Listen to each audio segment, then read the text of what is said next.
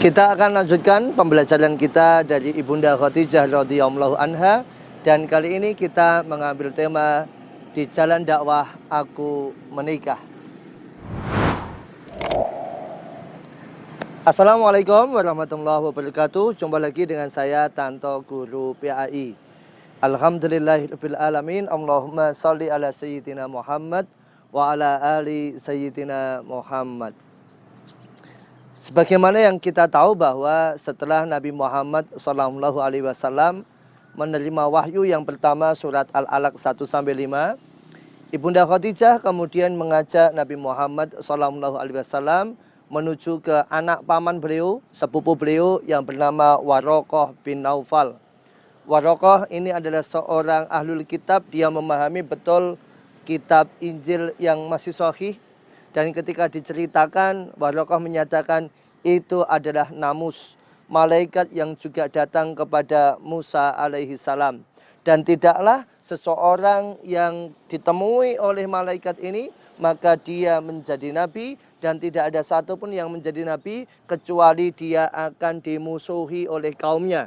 Seandainya aku masih hidup, aku akan ikut membela kamu, membela suamimu Muhammad SAW. Jangankan Khadijah, Nabi Muhammad SAW juga terkejut. Apakah aku akan dimusuhi? Apakah aku akan dikejar-kejar? Apakah aku akan diusir? Dan Waraqah menyatakan begitulah. Setiap orang yang menerima risalah seperti ini, seperti yang kamu dapatkan, dia pasti akan diusir. Dan sejak saat itulah kita tahu betapa besar kontribusi Ibunda Khadijah radhiyallahu anha dalam dakwah Nabi Muhammad SAW. Sejak Nabi Muhammad SAW mendapatkan wahyu, maka kehidupan mereka berdua, Ibunda Khadijah dan Nabi Muhammad SAW, tidak lagi sama. Mereka punya visi, punya misi untuk menyampaikan risalah, apalagi Nabi Muhammad mendapatkan wahyu untuk berdakwah secara terang-terangan. Mulai saat itulah setiap gempuran, setiap gencaran, mulai saat itulah fitnah, hasutan, kebencian, kedengkian menimpa pada Nabi Muhammad SAW dan keluarganya. Dan Ibunda Khadijah adalah orang yang paling pertama mendukung dakwah beliau. Pantaslah kalau di masa yang akan datang, Ummul Mukminin Aisyah radhiyallahu anha sampai cemburu kepada Khadijah karena Nabi Muhammad selalu menyebut nama Khadijah walaupun beliau sudah wafat. Sampai Aisyah radhiyallahu anha menyatakan, ya Rasulullah, seolah-olah tidak ada wanita lain selain Khadijah. Ya Nabi Muhammad, ya Rasulullah, bukankah Allah sudah menggantikanmu dengan wanita yang lebih baik? Maksudnya adalah Aisyah radhiyallahu anha sendiri. Maka Nabi Muhammad menyatakan tidak ada yang bisa menggantikan Khadijah. Khadijah beriman di saat orang lain kafir. Khadijah percaya di saat orang lain mendustakan aku. Dia memberikan semua hartanya untukku. Dan dia adalah wanita yang memberikan anak-anak untukku. Kita bisa lihat dalam peristiwa boikot misalnya. Ketika Quraisy sudah memboikot Bani Hashim, tidak boleh menikah, tidak berjual beli, tidak boleh mendekati mereka. Ummul Mukminin Khadijah radhiyallahu anha bukan dari golongan Bani Hashim, tapi beliau rela ikut bersama suaminya untuk diungsikan, untuk bisa membersamai suaminya dalam peristiwa boikot itu.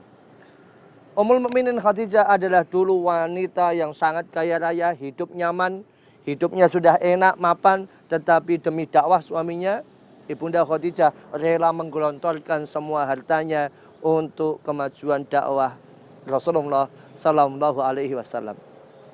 Sahabat-sahabat rahimakumullah, ini pembelajaran besar buat kita bahwa ketika kita memutuskan untuk menikah sepasang suami istri, maka yang paling besar adalah saling mendukung, saling menguatkan untuk bisa menjadi supporting system satu sama lain.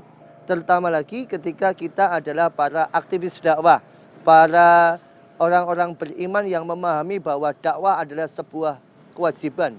Disitulah kemudian perlunya saling menguatkan, perlunya untuk saling mengisi, perlunya untuk saling mendukung satu sama lain. Sebagaimana Ibunda Khadijah mendukung dakwah dari Nabi Muhammad SAW.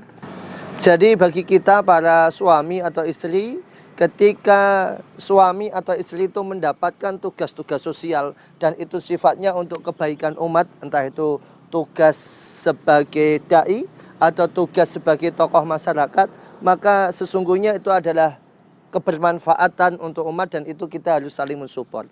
Terus terang saya salut dan kagum kepada ibu-ibu RT, ibu-ibu RW, ibu-ibu lurah yang kalau dalam keseharian kita itu yang ditunjuk RT itu ya suaminya, yang ditunjuk sebagai RW yaitu ya suaminya, si laki-lakinya. Tetapi ketika istrinya mau mensupport, istrinya mau mendukung, istrinya yang tidak dipilih dia mau rela bersusah payah, dia harus mengayomi warganya, dia harus menghadapi komplain sana sini dan dia bisa menghadapi semua itu. Ini adalah sesuatu yang luar biasa. Jadi jadilah support system untuk suami, jadilah support system untuk istri. Ketika suami punya cita-cita, istri bisa mendukung. Ketika istri punya impian, suami pun bisa ngasih support. Tentu dengan apa yang bisa terbaik untuk dilakukan ya. Ketika kita bisa saling menguatkan, sebagaimana Ibunda Khadijah menguatkan Nabi Muhammad SAW, ini betul-betul menjadi sebuah pengayom ya. Jadi Ibunda Khadijah ini tipikal istri, tipikal wanita, tipikal istri yang keibuan, istri yang pengayom. Ada istri yang manja, ada ya. Ada istri yang cuma pengen seneng-seneng juga ada. Pengen harta suaminya aja ada. Tapi Ibunda Khadijah ini betul-betul istri yang pengayom, juga rela berkorban, dia menjadi support system. Jadi carilah ya, carilah. Terutama bagi antum nih para aktivis dakwah, cari suami, istri, pasangan yang bisa mendukung dakwah antum. Kalaupun nggak bisa mendukung secara terjun di lapangan, setidaknya adalah tidak melarang. Ya. Misalnya seorang laki-laki yang dia diamanahkan, dipercaya masyarakat sebagai dai, sebagai ustadz, sebagai kiai, sebagai tokoh masyarakat. Sementara istrinya ini pemalu, ya, dia nggak bisa mendukung 100%. Nggak bisa terjun untuk di lapangan. Setidaknya adalah jangan sampai menolak, jangan sampai melarang. Ya kalau bahasa kita nih, istri ini silahkan bang, kamu mau dakwah di mana aja silahkan ya. Mau ngisi tausiah dimanapun silahkan. Tapi jangan lupa rotinya bawa pulang.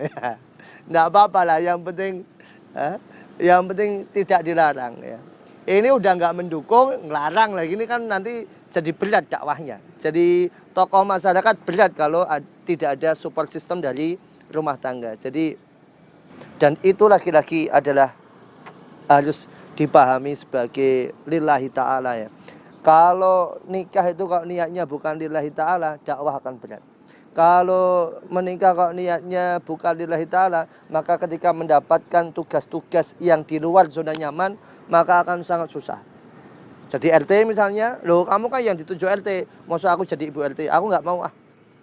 Oh, loh kan kamu yang kepilih jadi caleg, kan kamu yang kepilih jadi pejabat, masa aku juga ikut repot? Oh, jangan sampai seperti itu ya. Kita suami istri harus mendukung, apalagi kita namanya suami istri, kehidupannya tidak langsung mapan, kehidupannya tidak langsung settle, tapi biasanya mulai dari nol, bahkan mulai dari minus. Ketika perjuangan itu dimulai dari minus, dari nol sampai kemudian menjadi kesuksesan, itu akan menjadi sebuah monumental bagi pasangan suami istri ini. Jadi kesimpulannya teman-teman, belajar dari Ibunda Khadijah adalah Ibunda Khadijah betul-betul bisa menjadi support system, terutama dalam dakwah Nabi Muhammad SAW. Beliau orang yang pertama beriman, beliau orang yang pertama masuk Islam, beliau yang menyerahkan semua harta bendanya untuk Nabi Muhammad. Walaupun kalau mau enak-enakan, nah, Ibunda Khadijah bisa aslinya orang kaya kan, aslinya hidup enak, tinggal tidur uangnya banyak, tapi tidak. Ketika sudah berumah tangga, apapun dan bagaimanapun suamiku, aku harus tetap mendukungnya. Begitupun sebaliknya, seorang suami harus betul-betul support, harus betul-betul mendukung ketika istrinya punya impian, punya cita-cita, selama tidak bertentangan dengan syariat, selama tidak membawa kemudaratan, maka suami harus mendukung. Ya, suami harus support, karena ini demi kebahagiaan bersama. Kita akan lanjutkan belajar dari Ibunda Khadijah di video-video selanjutnya. Demikian, wallahu a'lam bishawab. Subhanakallahumma wa bihamdika asyhadu an la ilaha illa anta astaghfiruka wa atubu ilaik. Terima kasih. Wassalamualaikum warahmatullahi wabarakatuh.